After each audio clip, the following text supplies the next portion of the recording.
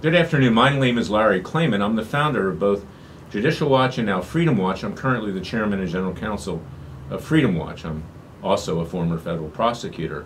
We've been pursuing the investigation into the murder of Seth Rich. We've been the first really to do that, to follow up on these news reports.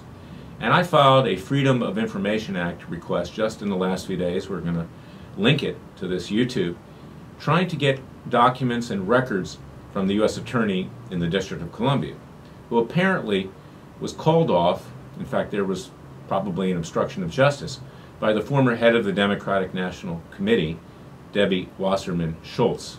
This is on top of the fact that we filed Freedom of Information Act requests with the D.C. Police, the Metropolitan Police Department, as well as the FBI, because they may have a laptop computer of Seth Rich that can shed light on this murder.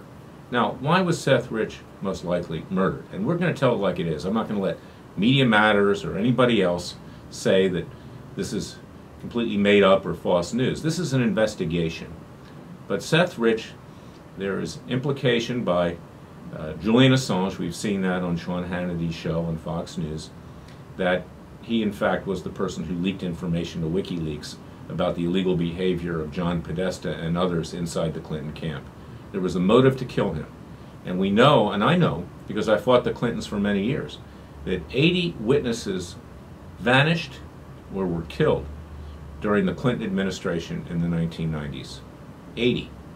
And if, in fact, the Clintons hadn't been responsible for having some of them killed, of course they don't dirty their hands, they hire other people to do it, like the mafia.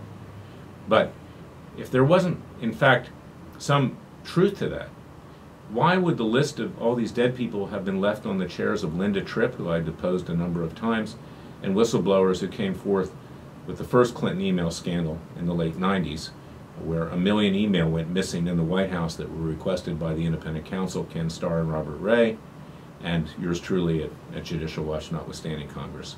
So we're going to be continuing with the Seth Rich investigation.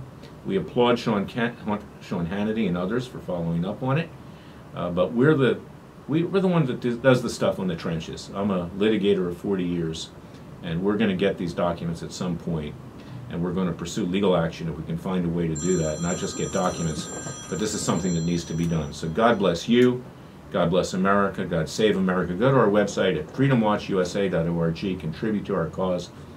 We need your support.